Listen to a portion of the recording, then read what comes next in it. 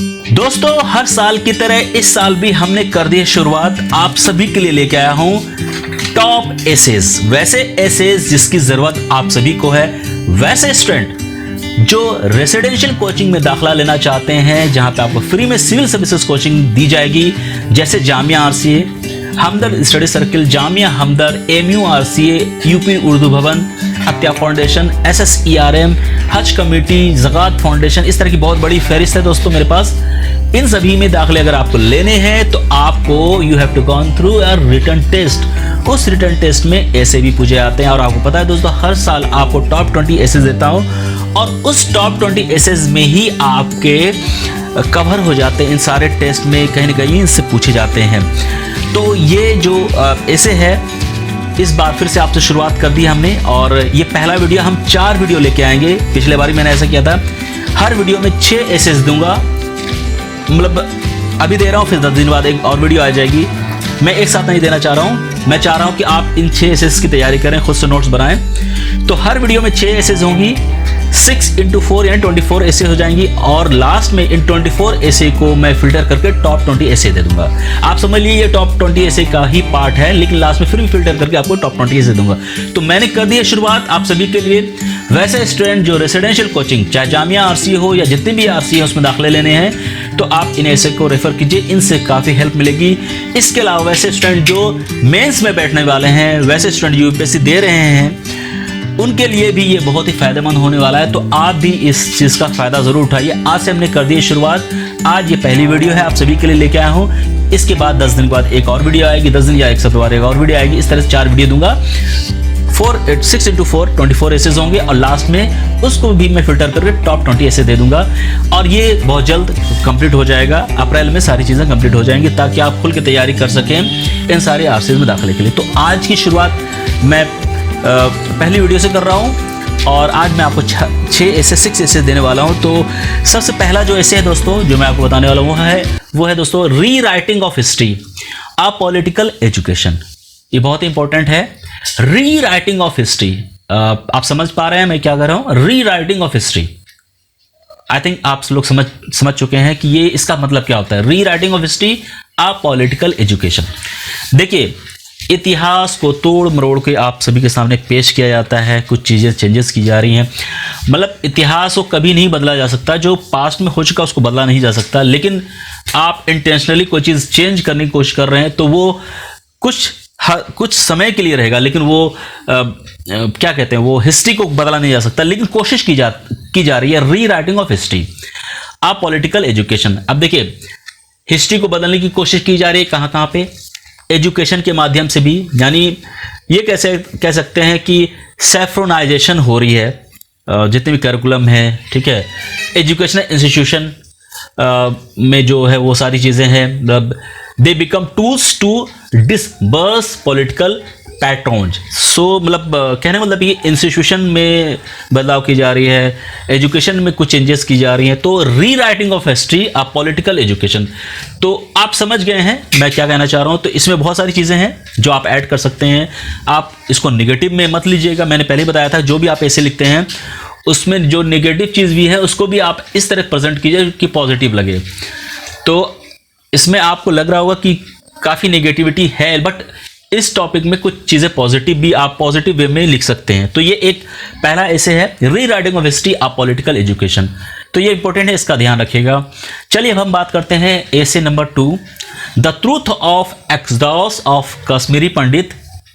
ठीक है, जो कश्मीरी पंडित का प्लान हुआ था 90s में, truth of exodus of Kashmiri Pandit, सच्चाई उसकी, जो कश्मीरी पंडित का पलायन हुआ था कश्मीर से, उसकी सच्चाई एक्चुअल में क्या थी, ग्राउंड रियलिटी आपको बैकग्राउंड पढ़नी है, देखनी है, समझनी है। And what are the changes have come after the abrogation article 37। So ये एक कंप्लीट ऐसे है कश्मीर पे, और आप जानते हैं अभी काफ़ी कुछ चल भी रही है। तो ऐसा नहीं कि आप इसमें किसी फिल्म के बारे में लिख दीजिएगा, जो कि अभी प्रेजेंटली आप सभी को पता है न्यूज़ में, तो ऐसा नहीं करना है। You have to write the truth of, सच्चाई लिखनी है, एक्सोडस ऑफ कश्मीरी पंडित। तो इससे रिलेटेड काफ़ी चीज़ें आपको मिल जाएंगी, आपके पास खुद होगी। अभी चूंकि आप यूपीएससी की तैयारी कर रहे हैं तो आपके पास ये मटेरियल होंगे। तो इसको एक हॉलिस्टिक वे में बनाना है। सच्चाई क्या थी वहाँ पे, किस तरह से क्या हुआ, मैं फिर से बताने की कोशिश करूँगा। आप फिल्म की कहानी मत लिखिएगा, ठीक है। तो ये दूसरी ऐसे। तीसरा ऐसे है दोस्तों, वो है importance of free and fair elections.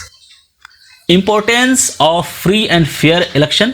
Should government ban the use of EVM machine. EVM machine की एडवांटेजेस एंड डिसएडवांटेजेस लिखनी है। And role of election commission, यानी फ्री एंड फेयर इलेक्शन जो होती है इसकी कितनी ज्यादा इंपॉर्टेंस है। बहुत ज्यादा इंपॉर्टेंस है, उसमें बहुत कुछ आपको मिल जाएगा लिखने के लिए। क्या गवर्नमेंट को ईवीएम मशीन पे बैन कर देना चाहिए? बहुत सारी कंट्री में ईवीएम नहीं है, इवन कि इंडिया में भी इसके लिए आवाजें उठती रहती है कि ईवीएम मशीन नहीं रहनी चाहिए। इसमें कहीं ना कहीं टेम्पर करने की संभावनाएं होती हैं कि ईवीएम मशीन को टेम्पर किया जा सकता है, हैक किया जा सकता है, बहुत सारी चीज़ें हो सकती हैं। तो इससे नुकसान भी है, बट फायदा ये है कि बहुत कम समय में कैलकुलेशन हो जाती है। तो advantage and disadvantage of EVM machine, इसको लिखना है।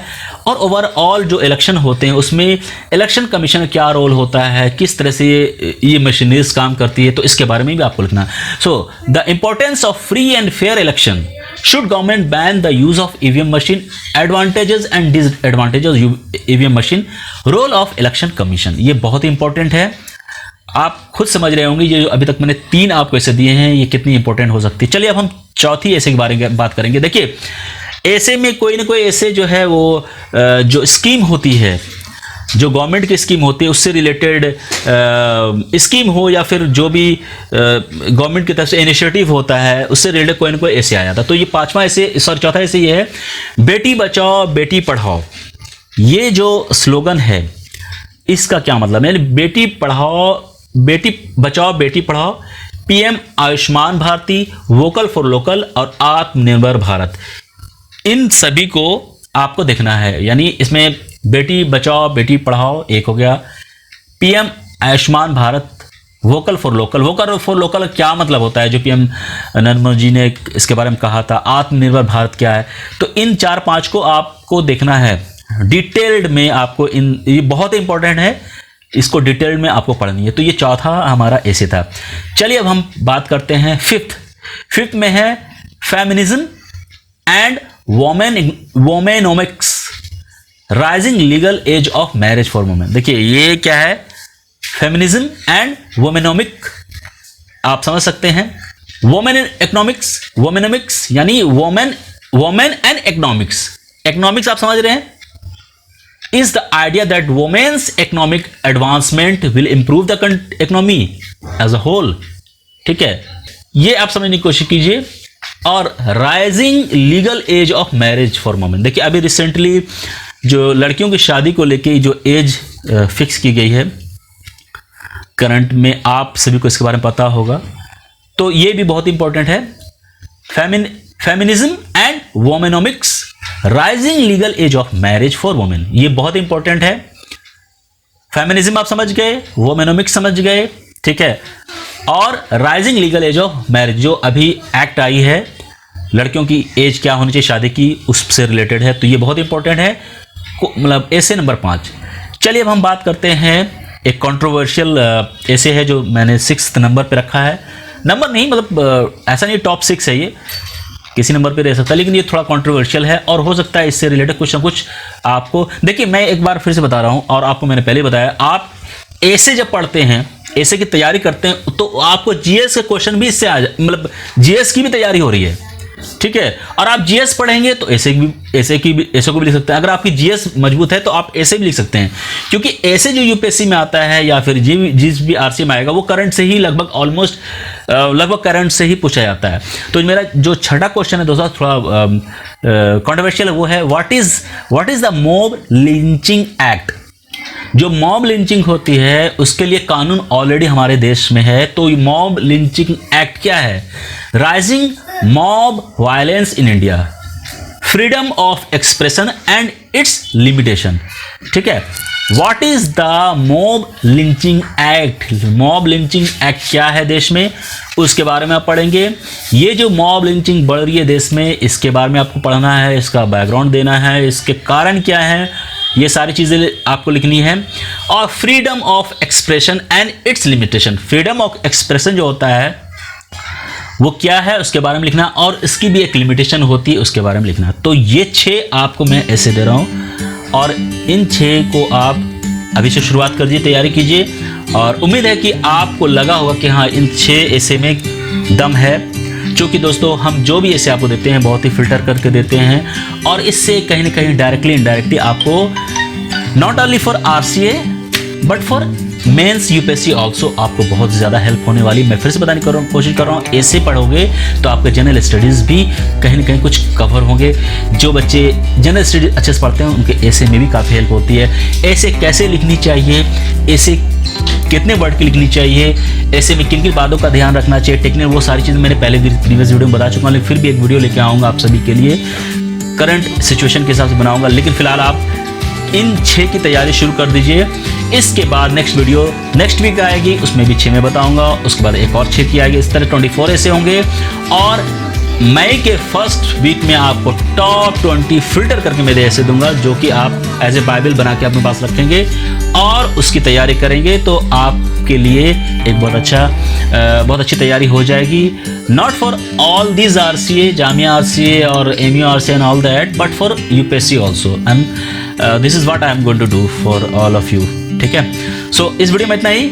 आप हमारे टेलीग्राम से जरूर जुड़िए। टेलीग्राम पे हम हमेशा की तरह वो न्यूज़पेपर मिलती है, कंटेंट्स आपको दी जाती है, मल्टीपल चीज़ें वहाँ होती हैं, वैसी चीज़ें जिसकी वीडियो हम नहीं बना सकते। तो यूट्यूब पे तो हमारे रहिए, लेकिन आप टेलीग्राम पे भी रहिए। और वैसे स्टूडेंट जो इन ऐसे को लिख रहे हैं वो चाहे तो हमें 1-to-1 शेयर भी कर सकते हैं, मैं चेक भी करूँगा भी। अगर आप में से किसी को दिक्कत होगी तो उसको मैं देखूँगा। फिलहाल आप अपनी तरफ से कोशिश कीजिए, खुद से बनाइएगा तो अच्छी बात है, और खुद से ही करनी चाहिए। ठीक है दोस्तों, तो इस वीडियो में इतना ही।